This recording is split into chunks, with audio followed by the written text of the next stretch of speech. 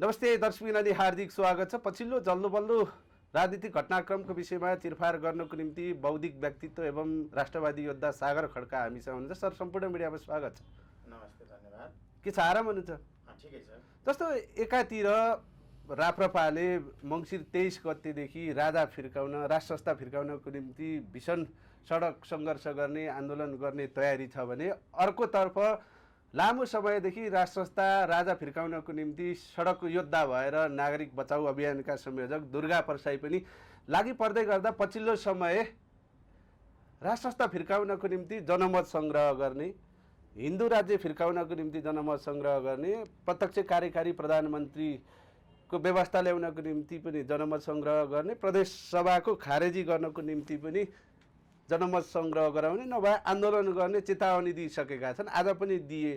यो राजावादी बिच यो के नाटक मञ्चन भइरहेछ? यो राष्ट्रवादी जनताहरूले चाहिँ कसको कुरा पत्याइदिनु पर्ने? यीबाट सुरु गरे। हस्, प्रश्नको लागि धन्यवाद राजुजी। तपाईँको यस लोकप्रिय मिडिया मार्फत आफ्नो मेरो कुराहरू राख्न दिनुभएकोमा तपाईँलाई म हृदयदेखि नै धन्यवाद दिन चाहन्छु। तपाईँले राख्नुभएको प्रश्न एउटा राप्रपाले गर्न लागेको 23 गतेको एउटा आन्दोलन र दुर्गा परसाईले राखेको आफ्नो जनमत सङ्ग्रहको अभिव्यक्तिलाई यो फरक किसिमबाट चाहिँ तपाईँहरू किन जानुभयो भन्ने खालको कुरालाई कसरी जोड्नुहुन्छ भन्ने कुरा हो। नेपालमा राज संस्थाको आवश्यकता छ या छैन भन्ने मूलभूत विषय हो।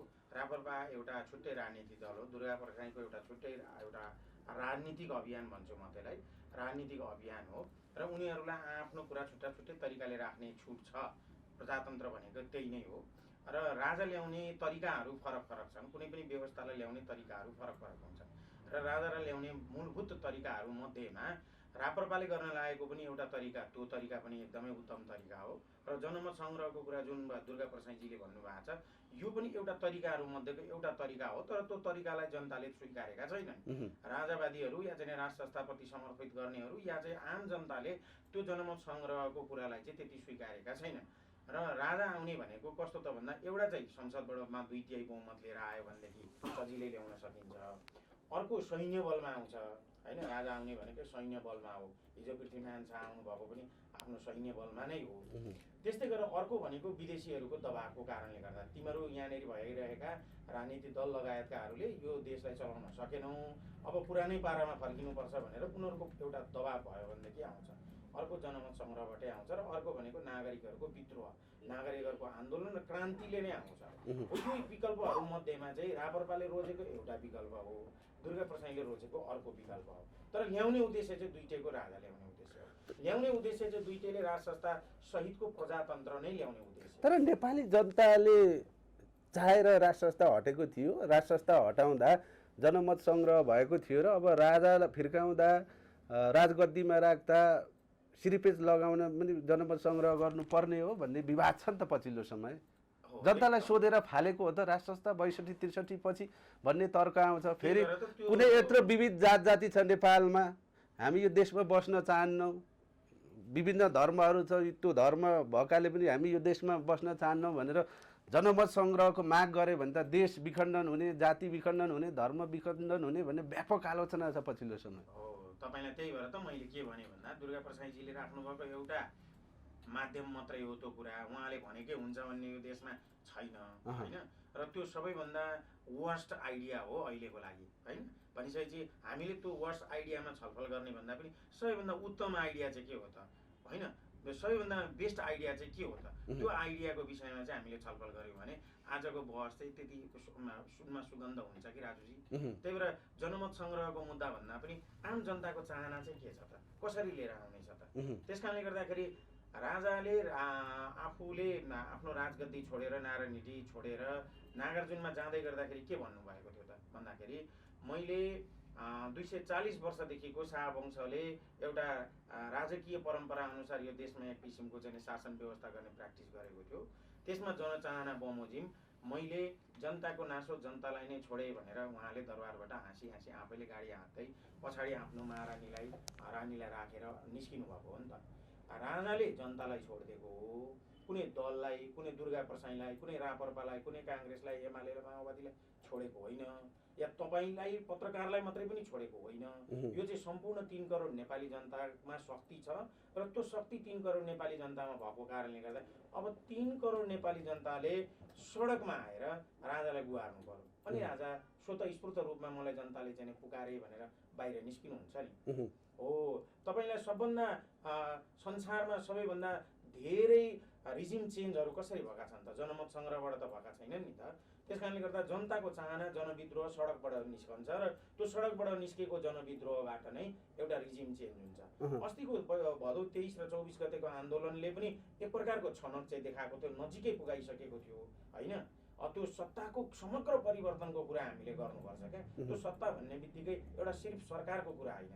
अस्ति जेन्जी आन्दोलन पछाडि चाहिँ एउटा व्यक्ति केपी ओलीको ठाउँमा सुशीला कार्की मात्रै आएको हो। संविधान यही, प्रणाली यही, सिस्टम यही, काम गर्ने तौर तरिका यही यस्तै किसिमको अदालत न्याय प्रणाली अब फेरि त्यही किसिमको पुनरावृत्ति गर्ने हो भने हामीले परिणाम त पाउँदैनौँ नि। सिस्टम त त्यही आइसक्यो नि होइन र। उही 84 को चुनाव यही 82 मा हुने भयो, ओलीको छेउमा सुशीला कार्की आउनुभयो, अझ त्यो सारी लाएको केपी ओली नै आए, अहिलेको अन्तरिम सरकारको प्रधानमन्त्री भन्ने भाष्य खडा भएको छैन र पछिल्लो समय। यसै कारणले गर्दाखेरि जेन्जी युवाहरू पनि के हुनु पर्यो त, हाम्रा तमाम ती तरुण युवाहरू त्यहाँ पछाडि चाहिँ नौजवान युवाहरूले चाहिँ अब यो कुरालाई मन पराइरहेका छैनन् नि त। तपाईँहरू त पत्रकारको हिसाब किताबले पनि त अब्जर्भेसन त गर्नुहुन्छ होइन। र जनताले के चाहेका थिए त भन्दा एउटा स्थिरता चाहेका थिए क्या। नेपाली नागरिक वाक्क दिक्क भइसकेका थिए। यो जुन प्रणाली छ यसले देशलाई हरायो क्या। देश हारिसक्यो, देश थाकिसक्यो। अब थाकिसकेको देशलाई कसरी माथि लिएर आउने त? त्यो यो देशले हारेको अवस्था हो नि त। तपाईँलाई लाग्दैन देशले हारिसक्यो? अब चुनावले देशलाई जिताउँछ। हरेक पटकको चुनावले देशलाई हराएको छ नि। देश हार्नुको मतलब के हो? नागरिक कमजोर हुनु हो नि। आज नेपालीको विश्व मानस पटलमा, विश्व मानचित्रमा नेपालीको स्थिति के छ त? आज तपाईँ आफ्नो कोही दाजुभाइहरू विदेशमा हुनुहुन्छ भने तिमीहरू नेपालीलाई कस्तो व्यवहार गर्छन् त्यहाँ त्यो देशमा भनेर एकचोटि सोच्नुहोस् त। हामी नागरिक कति कमजोर भएको छौँ। नागरिक कमजोर हुनु भनेको देश हार्नु हो। सधैँ नेता जित्ने, सधैँ दलले जित्ने निर्वाचनबाट, अनि देश चाहिँ हार्दै जाने। हामीलाई यो कतै सही छैन। हामी अब देश जिताउनतिर लागेका छौँ। हामीलाई देश जिताउने एउटा सङ्कल्प बोकेर अगाडि बढ्नु परेको छ। हामीलाई देश हराउनु छैन। होइन, जस्तो अब जेन्जी आन्दोलन पश्चात भाद्र 23 र 24 गते एक किसिमले क्रान्तिकारीहरूले विजय हासिल गरेका थिए।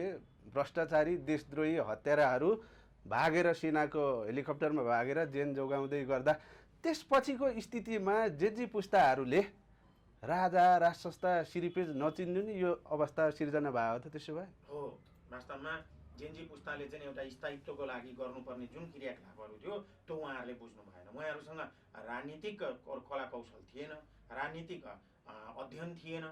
के हो संविधान, के बाधक छ यो देशको लागि, राजनीतिक प्रणालीहरू कसरी निर्माण हुन्छन्, सत्ता के हो, सरकार के हो, सरकार र सत्ताको फरकै जुटाउन सक्नु भएन उहाँहरूले। उहाँले सबै कुरा सरकारले दिन्छ भन्नुभयो। हामी समग्र सत्ताको परिवर्तनको कुरा गरिराखेका छौँ। त्यसमा तपाईँको आर्थिक प्रणाली देशमा कस्तो हुनुपर्छ, राजनीतिक प्रणाली कस्तो हुनुपर्छ, शिक्षाको प्रणाली कस्तो हुनुपर्छ, न्याय कस्तो हुनुपर्छ, संसद कसरी चुनिएर आउनुपर्छ, मन्त्रीहरू कस्तो हुनुपर्छ होइन, तपाईँको चाहिँ वैदेशिक नीतिहरू, कूटनीति हाम्रो कस्तो हुनुपर्छ, यी सम्पूर्ण कुराहरूमा फेरबदल चाहिएको छ क्या हामीलाई। हाम्रो माटोमा के फलाउने होइन, हामीले हाम्रो माटोमा धान फलाउने कि एभोकाडो फलाउने कि टमाटर फलाउने कि सुन्तलाको खेती गरे, त्यो त हामीले तय गर्ने हो नि त। अब यो विधिले चाहिँ, यो प्रणालीले चाहिँ के गर्यो त भन्दा हाम्रो हरेक तन्तुमा चाहिँ सम्पूर्ण रूपमा अरूले शासन गर्न थाले क्या। र फलस्वरूप के भयो त भन्दा 24 गते, भदौ 23 र 24 गते त्यो जेन्जी युवाहरूमाथिको दमन होइन, देशमाथिको दमन हो नि। देश हारेको दिन हो नि होइन। र हराए जेन्जी युवाहरूले। कसलाई हराए? संसद भवन जल्यो, संसदहरूलाई हराए। हेर्नुहोस् है, राज्यको 3टा अङ्ग, न्यायपालिका जल्यो, न्यायपालिका हार्यो। किनभने केही गल्ती कमजोरी नभइकन त त्यो जलेको छैन नि। सिंहदरबार जल्यो, केही गल्ती कमजोरी नभइकन त सिंहदरबार जलेको छैन नि त। भनिसके पछाडि राज्यका 3वटै अङ्गहरू र त्यस्तै संवैधानिक अङ्गहरूको कुरा गर्नु चाहिँ अख्तियार दुरुपयोग अनुसन्धान आयोगमा चाहिँ के भएको छ? तोडफोड भएको छ। हरेक सरकारी कार्यालयहरूमा छ, वडा कार्यालयमा जनताले विद्रोह गरेको छ। भन्छ यो सिस्टम कसरी रह्यो तपाईँ भन्नु न। जनताले हरेक वडा कार्यालयमा, नेताको घरमा होइन, कालो करतुत गरेर सम्पत्ति कमाउनेहरूको घरमा आगो लगाएको छ भनेपछि जनतालाई यो मन परेको रहेछ त? होइन रहेछ नि त। होला त्यहाँ घुसपैठ भयो होला, तर जनताले यो सब कुराको विचार गरेर बसिराखेको भनेपछि अब यो सबै विद्रोहलाई चाहिँ के गर्ने त? धुलिसात बनाउने, यो सबै विद्रोहलाई सिद्ध्याइदिने कि एउटा नयाँ सङ्कल्पका साथ नयाँ आइडियाका साथ देशलाई दिगो स्थायित्वतिर दिनेतिर लाग्ने त? यहाँ देशमा देखिएको तीनटा शक्ति, एउटा राष्ट्र संस्था समर्थित शक्ति, एउटा राजनीतिक दलको शक्ति र एउटा जेएनजी पुस्ताको शक्ति आयो। यो तीनटा शक्तिलाई समायोजन गरेर तपाईँ जबसम्म लिएर जानुहुन्न तबसम्म यो देशमा कहिले पनि शान्ति हुँदैन। तर अब तपाईँको देश जल्दै गर्दा, नेपाल आमा रुँदै गर्दा, देशै नरहने स्थिति हुँदै गर्दाखेरि राजाले पनि दरो खुट्टा टेक्नु पर्थ्यो, शासन सत्ता हातमा लिनु पर्थ्यो। त्यहाँनिर कमजोरी भयो, राजाले खुट्टा कमायो भन्ने आरोप आयो नि त पछिल्लो समय। होइन, गलत कुरा भन्नुभयो तपाईँले। जेएनजी आन्दोलन राजा ल्याउनको लागि भएकै थिएन नि। जेएनजी आन्दोलन राजा ल्याउनको लागि भएको थियो त? थिएन नि। जेएनजीहरूको एउटा विद्रोह के थियो त भने भ्रष्टाचार अति चरम भयो। उहाँहरूले बुझेको जे थियो त्यसैमा विद्रोह गर्नुभयो। भ्रष्टाचार चरम अति भएको छ। उहाँहरूलाई भ्रष्टाचार कसरी निवारण गर्ने त्यो पनि त थाहा थिएन। मात्र के थियो भने भ्रष्टाचारले हाम्रो देश सिद्ध्यायो, होइन? यो प्रणालीको विरुद्धमा हो नि त, किनभने भ्रष्टाचार त यो प्रणालीले ल्याएको हो नि त, यो गणतन्त्रले ल्याएको हो नि त, यो संवैधानिक व्यवस्थाले ल्याएको हो नि त। यो त यो सिस्टमको त डिएनएमै भ्रष्टाचार छ। यसले त हरेक नेपालीलाई भ्रष्ट बनाइरहेको छ। तपाईँ कुनै सरकारी कार्यालयमा जानुभयो भने तपाईँको अहिले युट्युब च्यानल नै दर्ता गर्न जानुभयो भने पैसा नखाइकन तपाईँको युट्युब च्यानल दर्ता भएछ भने मलाई भन्नु न, मरे पनि केही काम पैसा नखाइकन हुँदैन। त्यो त हरेक युवाले विद्रोह गरेको त त्यसको लागि उसले जे बुझेको थियो। उसले नबुझेको कुरो चाहिँ के थियो त भन्दा भ्रष्टाचार मात्रै र चाहिँ सरकार परिवर्तन गर्नु मात्रै देशको समस्याको समाधान होइन भन्ने चाहिँ उसले बुझेको थिएन। अहिले आएर बुझ्यो। अहिले आएर के बुझ्यो त भन्दा ओहो सरकार र सत्ताको बिचमा त धेरै फरक हुँदो रहेछ, सत्ता चाहिँ कसरी चल्दो रहेछ भन्ने कुरा अहिले आएर बुझ्दैछन्। युवाहरू बिस्तारै बुझेर के गर्दैछन् त भन्दा देशमा त एउटा स्थायित्वको लागि त राष्ट्र संस्थाको आवश्यकता पर्दो रहेछ, होइन? तपाईँलाई के त भन्दाखेरि फेरि हामीले प्रजातन्त्रको विरोध गरेका नि। यहाँ एउटा अफवाह के फैलाइँदैछ त भन्दा राष्ट्र संस्था आउने बित्तिकै यहाँ मिडियाहरू बन्द हुन्छन्, होइन? राष्ट्र संस्था आयो भनेदेखि भोलि के त भन्दा कसैले बोल्न पाइँदैन, पढ्न पाइँदैन, लेख्न पाइँदैन। यस्तो मूर्ख तर्क गर्नेहरूसँग के लाग्छ, होइन? संसारको सबैभन्दा शक्तिशाली देश र प्रजातन्त्रको जननी देश बेलायतमा राष्ट्र संस्था छ। त्यहाँका मान्छे कति बुद्धिजीवी होलान्, होइन? त्यहाँका मान्छेको सोच कस्तो होला, त्यहाँका मान्छे र हामी बिचमा तुलना गरौँ त त्यस्तो हाई क्लासको नागरिकहरूले राजाले किन संरक्षण गरे? अझ त्यो त फालेर पनि अहो फेरि देश बचाउन त राजै चाहिँदो रहेछ भनेर फेरि फिर्ता ल्याए नि। बेलायतमा जस्तै होइन, स्पेनमा पनि त्यसरी नै राजा फ्याँकिएको, होइन? त्यस्तै ग्रिसमा पनि राजा फ्याँकिएको, कम्बोडियामा पनि राजालाई फ्याँकिएको। यी देशहरूमा राजाले फ्याँकिसके पछाडि फेरि राजा ल्याउनु पर्ने कारण किन बनाउ त? ठ्याक्कै नेपालको स्थिति त्यही अवस्थामा छ। यसरी नै राजा फ्याँकिसके पछाडि यिनै केपी ओली, शेरबहादुर देउवा, प्रचण्डहरू जस्तै मान्छेहरूको उदय भयो र सत्तामा के गरे त भन्दा उनीहरूले आफ्नै छोरी चेली बेटी को हुन्छन् गर्लफ्रेन्ड सबैलाई लिएर आए, आफ्नो सालो भाइ भतिजो आफ्नो पार्टीको, होइन? उनीहरूले के गरे त भन्दा देशलाई चाहिँ के गर्ने त भन्दा चिरा पारेर भाग लगाएर खाने। भागभण्डामा राजनीति, राजनीतिमा भागभण्डा, होइन? भागभण्डाको राजनीति गर्न थाले, देश कमजोर हुँदै गयो, होइन? त्यहाँ सचेत थिए मान्छे र उनीहरूले के बुझे भने ओहो यसरी त देश कमजोर हुँदो रहेछ। त्यहाँ पनि देशले हारो। अहिले जसरी हाम्रो देश हारेको छ ती देशहरूमा पनि देश हार्यो। अनि जनताहरूले के गरे त भन्दा अब देशलाई जिताउनु पर्छ। त्यो देशलाई जिताउनका लागि उनीहरूले के सङ्कल्प गरे त भन्दा अब हामीलाई एउटा दरो संस्था चाहिँदो रहेछ भनेर उनीहरूले राष्ट्र संस्था फर्काए। राष्ट्र संस्था फर्काउँदै गर्दाखेरि ग्रिसमा चाहिँ जनमत सङ्ग्रह गरेर ल्याएको देखिन्छ। अरू देशहरूमा जनमत सङ्ग्रह होइन, जनताको शक्ति बढै बल बढै आएको छ। त्यही भएर हामी के चाहन्छौँ भने हामी नेपालीहरू पनि बेलायती जस्तो, स्पेनीहरू जस्तो, कम्बोडियाका मान्छेहरू जस्तै एकदमै के गरौँ त भन्दाखेरि अलिकति सुझबुझका साथ हेर्नुहोस् त कम्बोडियामा गृहयुद्ध थियो नि। त्यो गृहयुद्ध पछाडि कम्बोडिया आज गृहयुद्धमा छ कि विकासको चरणमा छ, होइन? अब तपाईँ हामीले पनि अध्ययन गर्न सक्छौँ नि त बेलायत कस्तो अवस्थामा छ त। स्पेन शक्तिशाली देश हो नि त युरोपको। त्यस्तै नर्वेलाई हेर्नुहोस्, जापानलाई हेर्नुहोस्, होइन?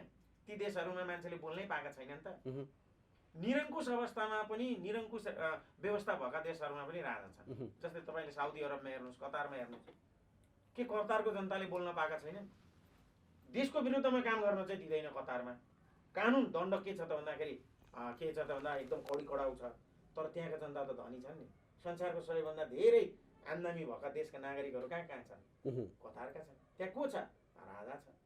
साउदी अरबलाई हेर्नुहोस्, होइन? भनेपछि यो यो यो फ्याक्टर चाहिँ के हो त भन्दा डेमोक्रेसी एउटा सिस्टम हो, गणतन्त्र सिस्टम होइन। यो हामीले बुझ्नुपर्छ। डेमोक्रेसी रिपब्लिक भनेको चाहिँ सिस्टम होइन, यो सब सिस्टम हो। डेमोक्रेसी चाहिँ के हो त? सबभन्दा पहिलो प्राथमिकता हो। र डेमोक्रेसी राजा सहितको पनि हुन्छ, राजा नभएको पनि हुन्छ। रिपब्लिक पनि निरङ्कुश पनि हुन्छ, ऊ डेमोक्रेटिक पनि हुन्छ। उत्तर कोरियामा रिपब्लिकन नै छ होइन? त्यहाँ के छ? कस्तो शासन छ त? अफ्रिकामा पनि के भन्छ चाहिँ रिपब्लिक नै छ नि त। डेमोक्रेसी छ कि छैन त? र सबभन्दा पहिलो फ्याक्टर चाहिँ के हो त भन्दा शर्त चाहिँ के हो त भन्दा प्रजातन्त्र हो। यहाँ लोकतन्त्र भनेर भजाएर खाएका छन्, शब्दमा खाएका छन्, होइन? शब्दमा खाएका छन्। जनताको शासन भन्ने नेताले शासन गर्ने, दमन गर्ने, यहाँ चाहिँ त्यो लागु भयो। होइन, पढे लेखेका बाठा चोट्टा बट्टाहरूले उहाँ चाहिँ उच्च जातको भएको कारणले गर्दाखेरि खाएका छन् क्या त्यहाँ बसेर, होइन? राज्यको सबभन्दा ठुलो दोहन कुनै व्यवस्थामा भएको छ भने त्यो गणतान्त्रिक व्यवस्थामा भएको छ। राज्य चरम अस्थिरमा कहिले भएको छ भनेदेखि यो 17-18 वर्षको पिरियडमा भएको छ। तपाईँ इतिहास हेर्नुहोस्, पढ्नुहोस्, तपाईँले सोध्नुहोस्, च्याटजिपिटीलाई सोध्नुहोस्, इतिहासमा नेपाल यति अस्थिर कहिले पनि थिएन। अब त्यसलाई स्थिरतातर्फ फर्काउनको लागि नेपाली सबैले मिल्नुको जरुरी छ क्या। हामी नेपाली मिल्नुको जरुरी छ, होइन? प्रजा मोटा भया दरबार बलियो रहन्छ, बडा महाराज पृथ्वीनारायण शाहले भन्नुभएको, होइन? नेपाली दह्रो भयो भने अनि दरबार भनेको फेरि राज दरबार भनेको सरकार भनेको क्या। जनता दह्रो भयो भने सरकार बलियो हुन्छ। अहिले हामी दह्रो छौँ त? तपाईँ आफैले यसो विचार गर्नु न, तपाईँ सुरक्षित हुनु होइन? जस्तो अब यो भदौको 23 र 24 गते एक किसिमले पुराना दलका यी शासकहरू भाग्दै गर्दा जो राष्ट्रवादी राष्ट्रप्रेमीहरू थिए तिनीहरूले खुसी मनाइरहेका थिए। अर्को एउटा भाष्य पनि थियो, जबकि बाउलाई भन्दा आमालाई सन्तानको माया हुन्छ। विभिन्न जेनजी आन्दोलनका लिडरहरूले अझ शपथ ग्रहण गर्दै गर्दा सुशीला कार्कीको खुट्टा ढोगेको दृश्य पनि थियो। एक किसिमको त्यो खुसियाली माल हुँदाहुँदै त्यो सपनाहरू चकनाचुर भए भनिसकेपछि यो सरकार किन लुते भइरहेछ त? अन्तरिम सरकार जुन आन्दोलनबाट बनेको, आन्दोलनको जगमा बनेको सरकार त इतिहासमै मजबुत हुन्छ, यो विश्वको नजिरै त्यही छ भन्दै किन लुते भइरहेछ? लुते हुनुको मुख्य कारण नै यो देशको संविधान सिस्टम यसैलाई मानिरहेको छ। यो सिस्टम तपाईँ भन्नु न, क्यान्सर लागेको मान्छे कति बलियो हुन्छ? कति बलियो हुन्छ? यो सिस्टम क्यान्सर लागेको सिस्टम हो। तपाईँ क्यान्सर लागेको बिरामीबाट, होइन, तपाईँ एकदमै धेरै खेत खनाउँछु, खेत जोताउँछु र त्यसबाट राम्रो फसल निकाल्छु भन्ने सोचिराख्नु भएको छ भने त्यो त सुशीला कार्कीको गलत के हो त भन्दाखेरि लाइन हो नि त। त्यो त जेनजीहरूले त्यो लाइनमा लगेर उहाँलाई पनि फसाइदिए नि त, फस्नु भयो नि त उहाँ। यो व्यवस्था, यो सिस्टम जेनजीले चाहिँ फसाएको हो। अनि कसरी होइन त, जेनजी आन्दोलन चाहिँ हाइज्याक भयो भन्ने आरोप थियो नि। परिणाम दिन नसकिसके पछाडि हाइज्याक गरेर के गर्नुहुन्छ तपाईँ? इतिहासको कलङ्कित पात्र भएर निस्किनुहुन्न। चुनाव गराएर के गर्नुहुन्छ? चुनावै भयो, परिणाम आउँछ। यस्ता चुनाव कति भए कति भए। र तपाईँलाई मैले के बुझाउन खोजिराखेको छु भने सिस्टम कोल्याप्स छ, सिस्टम अस्वस्थ छ, सिस्टम रोगी छ। त्यो रोगी शरीरबाट तपाईँले के खोजिराख्नु भएको छ?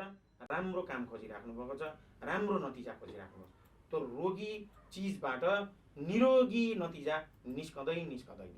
एड्स लागेको मान्छे धेरै समय बाँच्दैन नि। हो, त्यस्तै क्यान्सर, एड्स जस्ता घातक रोग लागिसकेको छ यो सिस्टम। यसबाट परिणाम आउनेवाला छैन। अब चुनावबाट के हुन्छ? यो सिस्टमलाई तपाईँ रिभाइभ गर्न खोज्नु भएको छ भनेदेखि फेरि हामी के गर्दैछौँ त भन्दा गलत गर्दैछौँ।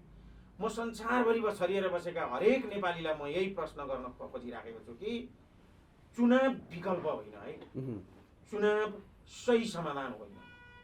चुनाव अहिलेको अवस्थामा जब तपाईँ देशका समस्याहरूलाई सही ढङ्गबाट सम्बोधन गरेर र एउटा सहमतिपूर्ण तरिकाले अगाडि बढ्नुहुन्न र निर्वाचनमुखी हुनुहुन्छ भने निर्वाचनबाट। तर सुशीला कार्कीको कामै चुनाव गराउने, सेना परिचालन गरिसक्नुभयो, 5 अर्ब बजेट छुट्याइसक्नुभयो, अब निकास पाउँदैन देशले पाउँदैन, 100% पाउँदैन। देश अझ हार्छ र देश बिलाएर विघटनको दिशातिर लिएर जान्छ क्या चुनावले। हार्छ अझै। चुनावबाट को आउँछ भन्दा यिनै पुराना राजनीतिक दलका मान्छेहरू आउँछन् क्या। यो चुनावबाट वा यो सिस्टमबाट गभर्मेन्ट नै बन्दैन। ए बाबा, यो 5 वर्षमा त यही त भइराखेको छ। हिजो केपी ओली र प्रचण्ड मिलेर 2/3 बनाएको सरकार त टिकेन। र फेरि अस्थिरता भयो 17 वर्षमा 13-14वटा सरकार भनेपछि यसले अब फेरि परिणाम दिन्छ भनेर तपाईँ नेपाली जनतालाई कसरी आश्वस्त पार्न सक्नुहुन्छ तपाईँ? होइन, जेनजीहरूमा एक किसिमको क्षमता होला नि त, त्यो भोटहरू चेन्ज गर्ने, भोटिङ चेन्ज गर्ने, पार्टी चेन्ज गर्ने, दल चेन्ज गर्ने। नयाँहरू आउनु भएको छ, कुलमान हर्कदेखि हरेक पुस्ताहरू उदाइसक्यो, भोट किन चेन्ज गर्दैन त नेपाली? जेनजी विदेशमा छ, स्वदेशमा भएको जेनजीले 4-5 लाखले मात्रै भोट लिस्टमा नाम लेखाएको छ होइन। उसले सबै गर्दाखेरि 10-15 लाख मत ल्याउला, त्यतिले यो देशमा जेनजीले शासन गर्न सक्छ त? रासोपा जुन बनाएर आएको छ उसले 20-30वटा सिट ल्याउला, त्यतिले रासोपाले शासन गर्न सक्छ त? त्यति सजिलो छैन नि। अहिले नयाँ विकल्पको रूपमा कुलमान आउनु भएको छ, उहाँको 10-15वटा यसरी देश चल्दैन नि। तपाईँले के यो कुनै एउटा फर्सी काटेर भाग लगाउनु भएको हो र? तरकारी भाग लगाएको हो र? होइन नि। देशलाई यसरी चिरा पार्ने अधिकार उहाँहरूलाई कसले दिइरहेको छ होइन? तपाईँ जब एउटा शक्तिशाली संयन्त्र बनाउनेतिर लाग्नुहुन्न, तपाईँ त जहिले पनि हामी त हार्छौँ नै। त्यही भएर म के भन्दैछु भन्दा देश हार्ने चुनाव नगरौँ। हामी एक त हारिसक्यौँ, देश थाकिसक्यो, देशलाई थकाउने काम नगर्नु। विदेशमा भएका नेपालीहरूको पनि नोट मात्रै चल्यो, भोट चलेन। अहिले पनि भोटिङ गर्न नपाउने। तर यो सरकारले त पहिला भन्दै गर्थ्यो नि, यहाँ सुन्नुहोस् म थोरै जोडिहालेँ, जुन सुशीला कार्कीहरूले पनि भनेको सुनिन्थ्यो क्या, विदेशमा भएका नेपालीले पनि भोट हाल्न पाउनुपर्छ, यो अधिकार सुनिश्चित गरिन्छ भन्दै गर्दा अहिले यो सम्भव छैन, हुँदैन भनेर किन पन्सिरह्यो? त्यो त हुँदैन। निर्वाचन आयोगले गर्नै दिँदैन। किन भन्दा निर्वाचन आयोगमा केपी ओलीले, प्रचण्डले र शेरबहादुर देउवाले नै नियुक्त गरेका 3जना मान्छे छन्। एउटा एमालेको मान्छे छ, एउटा माओवादीको मान्छे छ, एउटा काङ्ग्रेसको मान्छे छ। अनि उसले यही सिस्टममा बसिराखेको उसैले नियुक्त गरेको मान्छेले होइन, तपाईँले यो मिडियामा काम गर्न ल्याएको मान्छेले अनि तपाईँको खिलाफमा काम गर्छ कि तपाईँको समर्थनमा काम गर्छ त? पक्कै पनि तपाईँले जे भन्नुभयो त्यही काम गर्छ। निर्वाचन आयोगले पनि कसले भनेको काम गर्छ त भन्दा उसलाई कसले नियुक्त गरेको हो त? निर्वाचन आयोग स्वयं आफै लङ्गडो छ, जहाँ आयुक्तहरू पुरा छैनन्, त्यो आयुक्त नै आफै कार्यवाहक छ, ऊ फुल निर्वाचन आयुक्त नै होइन, त्यो कसले नियुक्त गरेको मान्छे हो त्यहाँ बुझ्नु पर्दैन। अख्तियारले काम गर्छ, जबकि अख्तियारमा केपी ओलीले लगेको आफ्नो नजिकको पात्र छ होइन। राष्ट्र ब्याङ्कले नेपालीहरूको लागि काम गर्छ त? पैसा यत्रो थुप्रेर बसेको छ नि, अर्थात् आर्थिक रूपमा होइन, ब्याङ्करमा तपाईँलाई पनि थाहा छ। त्यो पैसा किन जनताको हातसम्म पुग्दैन? किन पुग्दैन? त्यो त तल्लो तहको जनताको पैसा त तीसम्म पुग्नु पर्ने नि, किन पुग्दैन? किन हाम्रा आयोजनाहरू चाहिँ समयमै बन्दैनन् त? किन बन्दैनन् त? किनभने दलीय संयन्त्रले सबै कुरा बिगारेको छ। किन किसानले मल बिउ पाउँदैन त? किन आज काठमाडौँमा 180 रुपियाँ किलोको टमाटर खाइराख्नु भएको छ तपाईँ? अनि यहाँ एउटा पछिल्लो समय यसको समाधान के हो भने नि जी कस्तो त भन्दाखेरि अब नेपाली जनताले बुझ्नुपर्छ र हामी एउटा तयारीमा छौँ, हामी एउटा ठुलो तयारीमा छौँ र देशलाई हामी कसैसँग लड्न भिड्न र हामी कुनै सरकारी संरचना भत्काउन, सरकारी संरचनालाई जलाउनका लागि होइन, हामी देशलाई मजबुत बनाउनका लागि, थाकेको देशलाई स्फूर्ति दिनका लागि, हारेका देशवासीहरूलाई जितको महसुस गराउनका लागि हामी एउटा तयारी गर्दैछौँ। त्यहाँ सबैको जित हुन्छ, हरेक नेपालीको जित हुन्छ। कि फेरि आन्दोलनै गर्ने? आन्दोलन नै गर्नुपर्छ। आन्दोलन के का लागि त भन्दा देशको स्थायित्वको लागि, आन्दोलन के का लागि त देशको धर्मको रक्षाका लागि, आन्दोलन के का लागि त नेपाली जनतालाई मजबुत बनाउनका लागि, आन्दोलन के का लागि त भन्दा नेपालमा बिग्रिएको कुटनीति जुन छ, हाम्रो कुटनीति त यस्तो बिग्रेको छ कि संसारमा यस्तो बिग्रेको कुटनीतिको देश त भगवान पशुपतिनाथले जो सग्लो राखिदिएको भान मात्रै हुन्छ, नभएदेखि कुटनीति यस्तो वालछ्याल भएको देश त सग्लो कहिले पनि बस्दैन। कि देश त टुक्रिन्छ कि अर्कैतिर बिलायो हुन्छ। नेपालमा भन्न खोजेको कुरा के भन्दा हामीले एउटा नयाँ ढङ्गको सङ्कल्पको यात्रातिर लाग्नुपर्नेछ। हामीले नयाँ किसिमको एउटा क्रान्ति गर्नुपर्नेछ। हामी सम्पूर्ण नेपाली जनताहरूले अब सडकमा निस्किएर हामी आह्वान गर्न चाहन्छौँ समग्र 3 करोड नेपालीहरूलाई के त भन्दा अब तपाईँ हामी निस्कौँ, हामी पुलिससँग नलडौँ, हामी आर्मीसँग नलडौँ, हामी काङ्ग्रेस एमालेसँग पनि नमागौँ, किनभने उनीहरूसँग केही पनि छैन, उनीहरू पनि नाङ्गो भइसकेका छन्। हामी सुशीला कार्कीसँग पनि नमागौँ, हामी बस जनताहरू एक ठाउँमा हौँ र स्थायित्वको एउटा नारा लिएर अगाडि होइन त्यति सजिलै यहाँ सुन्नुहोस् न सागर सर भनेको के त भन्दा स्थायित्व र स्थायित्वका लागि र देशवासीहरूलाई एउटा अभिभावकत्व ग्रहण गर्ने राज संस्थालाई पुनर्जीवित गरौँ। होइन जस्तो अब त्यसै गरेर निर्वाचित सरकारको परिकल्पना गरौँ। तपाईँ चाहनुहुन्छ ठिक छ, राज संस्था लिएर आउँ, प्रत्यक्ष निर्वाचित प्रधानमन्त्री हो देशमा, आवश्यक छ भने प्रत्यक्ष निर्वाचित प्रधानमन्त्रीतिर जाउँ। संवैधानिक आयोगहरूलाई कसरी बनाउने त होइन? अख्तियार दुरुपयोग अनुसन्धान आयोगलाई, राष्ट्रिय मानव अधिकार आयोगलाई तपाईँ कसरी रिफर्म गर्न चाहनुहुन्छ? सर्वोच्च अदालतलाई कसरी रिफर्म गर्न चाहनुहुन्छ? सबै कुरा हामी एक ठाउँमा बसेर तय गरौँ। त्यस पछाडि सबैको मनोभावना अटिसके पछाडि अनि हामी निर्वाचन। तर यो व्यवस्था चेन्ज गर्ने कुरा लगभग गर्दै गर्दा शान्तिपूर्ण पनि भन्ने, सडकमा निस्किने, आनन्दले बस्ने, सरकारसँग पनि नभिड्ने, प्रहरी सेनासँग पनि नभिड्ने भन्दै गर्दा विद्रोह बेगर व्यवस्था चेन्ज हुन्छ विश्वमा भएको छ त्यति सजिलै?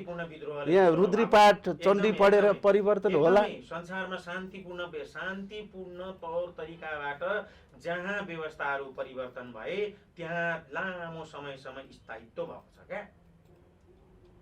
बेलायतमा राजा फर्काइसके पछाडि राजा फ्याँकौँ भनेर कहिले आन्दोलन भएको देख्नु भएको छ त?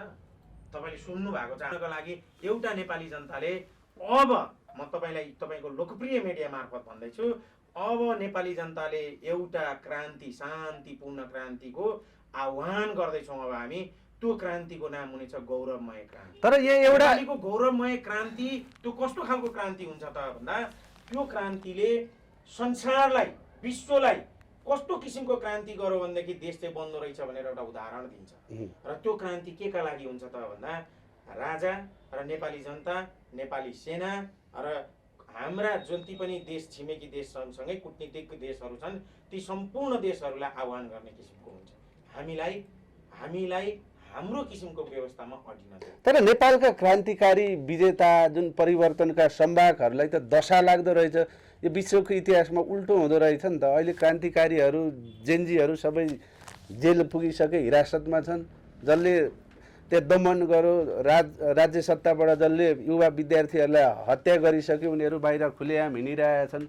अब त झन् कुटी बनाउन थालिसके। त्यत्रो देख्नु भएन दरबार जत्रो कुटी हो। अब म तपाईँलाई के भन्छु भने हिंसात्मक तौर तरिकाबाट आएको क्रान्तिले कहिले पनि नतिजा दिँदैन।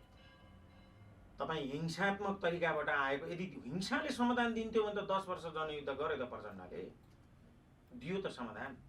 दिएन नि त। अफ्रिकाका देशहरू अझै पनि 50औं वर्षदेखिको लडेका लडै छन् त, दियो त समाधान? दिएन नि। शान्तिले नै समाधान दिन्छ, एकताले नै समाधान दिन्छ।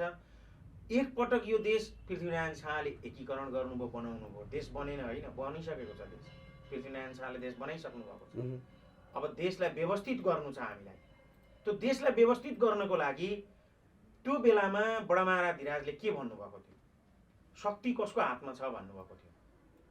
दुनियाँ जसदेखि रजाई हुन्छन् उसैलाई कजाई दिनु। जनताले जसलाई ठान्छन् त्यसैलाई के दिनु? उहाँ त कालु पाण्डेलाई देशको प्रधानमन्त्री बनाउन चाहनुहुन्थ्यो नि, के भन्छ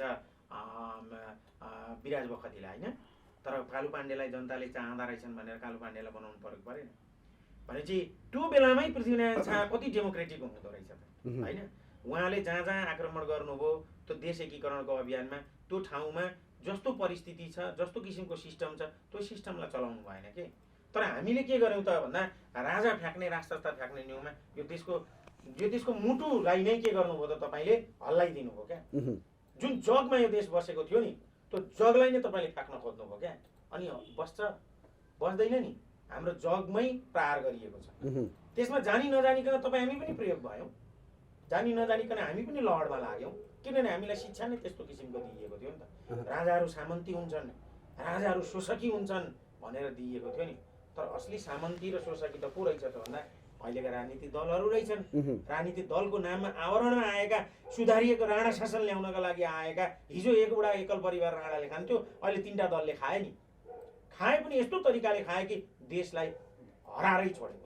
होइन जस्तो अब देश राजाले नै बनाइसकेका हुन्, यसले अब व्यवस्थित गर्नुपर्छ भन्दै गर्दा अब फेरि यिनै दलले व्यवस्थित गर्ने, आज होइन भोलिलाई एकपल्ट ओलीलाई भन्न थालिसक्यो एमाले, काङ्ग्रेस पनि त्यसै भनिरहेछ, उता माओवादी त अहिले विघटन भइसक्यो, अर्को तारा चिन्हवाला छ, उनीहरूले नि बनाउने होला नि त देश, होइन र? अब उहाँहरू एब्सोल्युटली डेट एक्सपायर औषधि हो।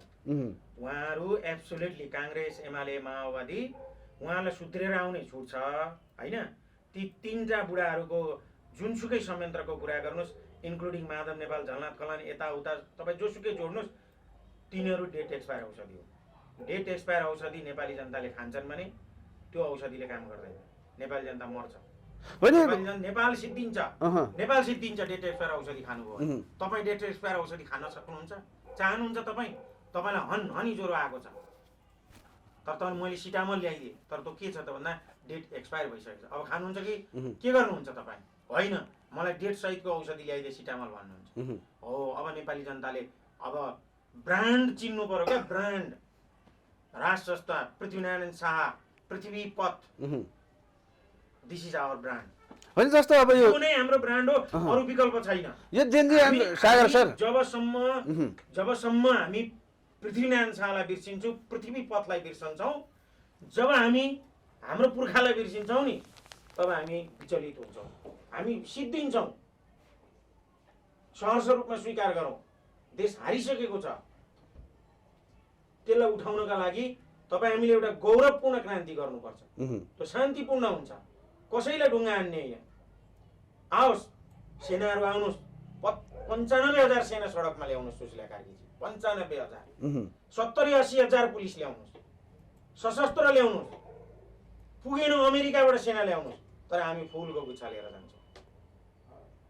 तर तपाईँहरूमाथि अन्तरिम सरकार प्रतिशोधको राजनीति गरिरहेछ नि। फुलको गुच्छा लिएर आउने नेपाली जनतालाई ठोक्नुहोस् गोली, कहाँबाट ल्याउनुहुन्छ? अमेरिकाबाट एटम बम ल्याएर खसाउनुहुन्छ कि के गर्नुहुन्छ? तर अब हामी मान्नेवाला छैनौँ।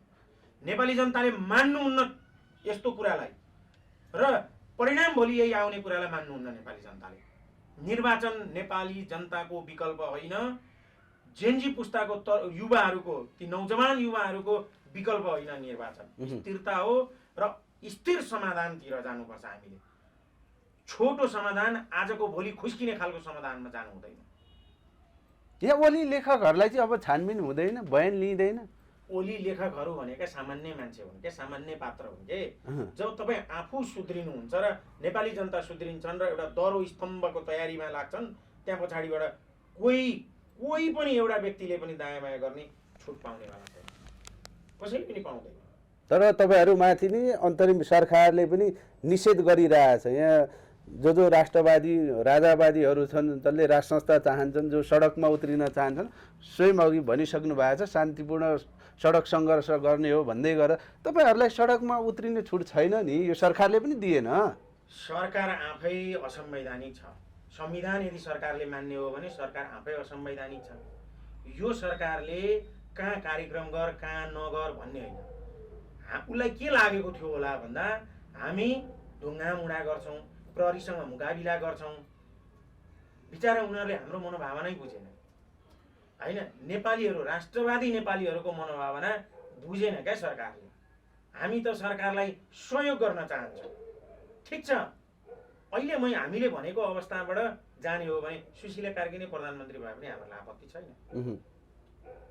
तर सही ट्र्याकमा हिँड्नु पर्यो, रेल लिकमा, सही लिकमा हिँड्नु पर्यो।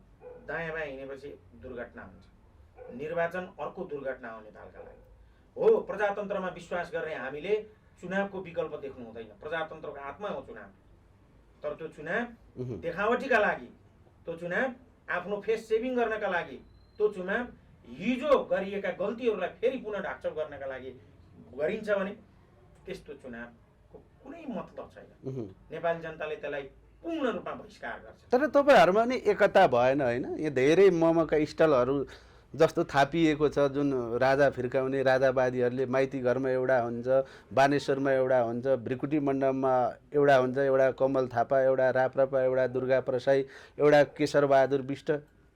यो किन नौटङ्की भइरहेछ? किन एउटै मुद्दा भइकन एक किता एउटै आवाज आउँदैन, एक ठाउँमा उभिनुहुन्न? प्रजातन्त्रको ब्युटी नै त यही हो। फरक फरक किसिमले तपाईँले भाइ फुटे गवार लुटे भन्ने होला नि त फेरि। यस्तो छ एउटै घरमा दाजुभाइको पनि कुरा मिल्दैन, बाउ र छोराको पनि कुरा मिल्दैन, तर एउटा कुरामा कुरा मिल्छ, घर बनाउने कुरामा कुरा मिल्छ नि होइन? तपाईँ र तपाईँको दाजुको बिचमा बेमेल हुन सक्छ, तपाईँहरू छुट्टा छुट्टै भान्सा तयार गर्न सक्नुहुन्छ, तर तपाईँहरूको एउटै उद्देश्य के हुन्छ? घर बनाउने, बाउलाई सहयोग गर्ने। बाउलाई त तपाईँले गाली गर्न सक्नुहुन्न नि, होइन? घर बनाउने सपना हुन्छ नि। हो, यी जति छुट्टा छुट्टै बसे तापनि यिनीहरू सबैको एउटा राम्रो कुरा चाहिँ के छ भन्दा उहाँहरू सबैजनाको एउटा सङ्कल्प छ, त्यो भनेको देश बनाउने, त्यो भनेको स्थायित्वको लागि उहाँहरू लडिराख्नु भएको छ। उहाँहरू सबैलाई मेरो विनम्र अनुरोध छ, तपाईँ हामी अब एउटै कुरामा चाहिँ सडकमा आउँ, त्यो भनेको हामी कसैसँग नमागौँ, होइन? ढुक्कका साथ हामीले राजाले राजगद्दी छोड्दै गर्दा जनताको नासो जनतालाई फिर्ता गरिदिनु भएको थियो। अहिले देशमा एउटा भ्याकुम आएको छ, शक्ति नेपाली जनतामा छ, हामीसँग भएको त्यो नासोको प्रयोग अब हामीले गरौँ, होइन? जबसम्म हामीले यो कुरा बुझ्दैनौँ नि, र त्यहाँ के हुन्छ त एउटै तस्बिर हुन्छ बडामाराधिराज पृथ्वीनारायण शाहको, एउटै झन्डा हुन्छ नेपाली झन्डा, एउटै भावना हुन्छ, त्यो भनेको नेपालको अस्तित्वको रक्षा, नेपाली आमाको अस्तित्वको रक्षाको एउटै भावना हुन्छ। हामी त्यसमा सङ्कल्पित भएर अगाडि बढौँ। हामी कहीँ हत्या, हिंसा, तोडफोड, आगजनी कतै केही पनि चाहँदैनौँ। हामी एउटा शान्तिपूर्ण ढङ्गबाट देखाइदिउँ जनतालाई, विश्वलाई कि गौरव भनेको के हो नेपालीको, र एकपटक हामीले यो संसारलाई देखाउनु छ, हामीले पुनरावृत्ति गर्नु छ। राज संस्था मात्रै होइन, गोर्खा एम्पायर, संसारको थोरै एम्पायरहरू मध्येमा त्यति बेला हेर्नुभयो भने गोर्खा एम्पायरलाई फेरि हामीले शक्तिशाली बनाउनु छ। होइन, जस्तो अब यही स्थितिमा जस्तो अब राज संस्था फिर्किएर तपाईँले राजगद्दीमा बसेर सिरपिच लगाएर देश परिवर्तन हुने, जनता खुसी हुने, देश विकास हुने जादुको छडी चाहिँ के छ त? हामी अन्तिममा एक्ज्याक्टली तपाईँले ठिक ठाउँमा आएर एकदम सही प्रश्न गर्नुभएको छ। धेरै मान्छेले भन्छन् राष्ट्रपतिको ठाउँमा राजा ल्याउँदैमा, होइन, राजा आउँदैमा देश विकास हुने भन्ने कुराको चाहिँ के छ भन्ने कुरा गरिराख्नु भएको छ नि।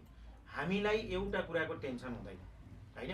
त्यो भनेको देशको एउटा सिस्टम बग्छ र भोलि के भन्छ राज संस्था आउँदै गर्दाखेरि त्यो राज संस्थाले हाम्रो देशको सेनालाई कन्ट्रोल गर्छ, होइन? हाम्रो देशको भ्रष्टाचारलाई कन्ट्रोल गर्छ, होइन? अख्तियार दुरुपयोग अनुसन्धान आयोगमा भोलि राजाले एकल फोन गर्नुभयो भने त्यो अख्तियार दुरुपयोग अनुसन्धानले काम गर्ला कि नगर्ला? हामी के चाहन्छौँ त भन्दा एउटा भूमिका सहितको। अनि त्यो संस्थाले के भूमिका खेलिदिन्छ त भन्दा हाम्रो कूटनीति बिग्रेको छ कि छैन? भू राजनीतिको चङ्गोलमा फसेर हामी यहाँ अवस्थामा आएका हौँ कि होइन? हामीसँग भारत खुसी छैन, हामीसँग चाइना खुसी छैन, हामीसँग अमेरिका खुसी छैन, हामीले छिमेकीलाई पनि चिड्यायौँ। हामी कस्तो कूटनीति त भन्दा बचपन कूटनीति गरिराखेका छौँ।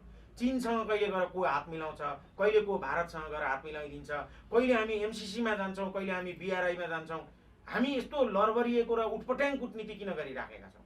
हामी अमेरिकालाई चिड्याउने किसिमको काम किन गरिरहेका छौँ? हामी चाइनालाई रिसाउने किसिमको काम किन गरिराखेका छौँ?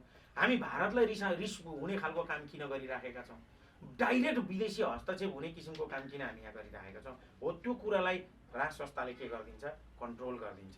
एउटा ओजपूर्ण मान्छेले भारतको नरेन्द्र मोदीसँग, चीनको सी जिनपिङसँग, अमेरिकाको डोनाल्ड ट्रम्पसँग ओजपूर्ण व्यक्तिले बसेर 1 to 1 हाम्रो देशको कुरा यो हो है भनेर गफ गर्ने मान्छे हामीले खोजिरहेका छौँ। त्यो भनेको राज संस्थाले मात्रै गर्न सक्छ नि, अरू त नेताहरूले गर्न सक्दैनन् नि। तपाईँले थाहा पाउनु भएको छ हाम्रो देशमा को राष्ट्रपति भए, ती राष्ट्रपतिहरूलाई राजकीय भ्रमणमा कुनै देशले बोलाएको छ? उहाँ त कन्फरेन्समा भाग लिन जानुहुन्छ, कन्फरेन्समा चिया खानका लागि, कफी खानका लागि विदेशमा। कुनै एउटा युएनले आयोजना गरो, कुनै वातावरणको कार्यक्रम भयो भने हाम्रो राष्ट्रपति त्यहाँ पुग्नुहुन्छ। हेर त बेजार, हाम्रो देशको राष्ट्र प्रमुख कस्तो ठाउँमा पुग्नुपर्छ? तपाईँले देख्नु भएको छैन युएनमा राजा महेन्द्रको उपस्थिति, राजा वीरेन्द्रको अमेरिकामा रोनाल्ड रेगनसँगको उपस्थिति देख्नु भएको छैन? भारतमा जाँदाखेरि राजा वीरेन्द्रलाई गरिएको स्वागत, अनि राजा ज्ञानेन्द्र हुँदै गर्दाखेरि ती देशहरूले राजा ज्ञानेन्द्रलाई गरेको सम्मान देख्नु, त्यो देशको सम्मान होइन? आज त्यस्तै खालको निमन्त्रणा कुनै पनि देशले, इभन भुटानले समेत हाम्रो देशको राष्ट्रपतिलाई बोलाउँदैन, प्रधानमन्त्रीलाई बोलाउँदैन। भारतले बोलाएन भनेर न्याउ गरेर आर्जु देउवा उहाँ पुगेको होइन नि, दिल्लीमा गएर चाहिँ दूतावासमा घ्याक पसारेर बसेको होइन, बोलाएन नि। हाम्रो देशको प्रधानमन्त्रीको स्तर के रहेछ? हामीले देशलाई हरायौँ भने त यहीँ हरायौँ क्या? तपाईँ हार्नु भएको छ क्या? त्यसरी बुझ्नु न। तेरो देश जिताउनका लागि, देशको गौरव बढाउनका लागि अन्तर्राष्ट्रिय स्तरमै संसारमा राज संस्था आउने बित्तिकै तहल्का मचिन्छ। भनेपछि देशले राजा खोजिसक्यो देशले होइन राजा खोजेको, नागरिकले राजा खोजेको, नेपाली आमाले राजा खोजेको, राजा मात्रै होइन विकल्प खोजेको। त्यो विकल्प भनेको स्थायित्व खोजेको, हामीले अभिभावक एउटा खोजेको र फेरि देशको शासन गर्ने चाहिँ जननिर्वाचित सरकारले नै हो। हस् सर, तपाईँ यहाँको जितेर आउनुहोस्, तपाईँ सरकारमा जानुहोस् र एउटा सङ्कल्पसहित तपाईँले त सङ्कल्पसहित जानुहुन्छ नि त, र तपाईँ बहुमत लिएर आउनुहोस्। अहिलेको सिस्टममा त कसैको पनि बहुमत नै आउँदैन हो। त्यसैले अब नेपाली जनतालाई तपाईँको लोकप्रिय मिडिया मार्फत म फेरि पनि एकपटक विनम्र अनुरोध गर्दछु, हामी अब सबै नेपाली जनताहरू सडकमा उभिएर फुलको गुच्छासहित प्रहरीलाई हामी फुल दिउँ, आर्मीलाई हामी फुल दिउँ, हे अब जसलाई सुकै दिए पनि आउनुहोस्। तपाईँहरूलाई यदि हामी ठिक लाग्दैन भने गोली ठोक्नुहोस्, होइन भनेदेखि देशले चाहिँ अब निकास खोजेको छ र अब यो निकासको विकल्प भनेकै एउटा चाहिँ नै राज संस्था सहितको डेमोक्रेसी विथ मोनार्की, योभन्दा बाहेक अर्को हामीसँग विकल्प छैन। राजनीतिक दललाई निषेध गर्नु हुँदैन, राजनीतिक दलले राज संस्थालाई निषेध गर्नु हुँदैन, कसैले पनि कसैलाई निषेध गर्नु हुँदैन। जातको आधारमा, भाषाको आधारमा, वर्गको आधारमा, भूगोलको आधारमा, लिङ्गको आधारमा कसैले कसैलाई निषेध गर्नु हुँदैन। निषेधको राजनीति कसैले पनि नगरौँ र एउटा सङ्कल्पका साथ अब हामी छिटै एउटा आह्वान गर्दैछौँ, सम्पूर्ण नेपाली जनताहरू एक ठाउँमा आएर एउटा गौरवमय क्रान्तिमा सहभागी हुनु। हस् सर, यहाँको महत्त्वपूर्ण संवाद र अमूल्य समयको लागि धेरै धेरै धन्यवाद। हजुरको दिन शुभ रहोस्। हस्, नमस्ते।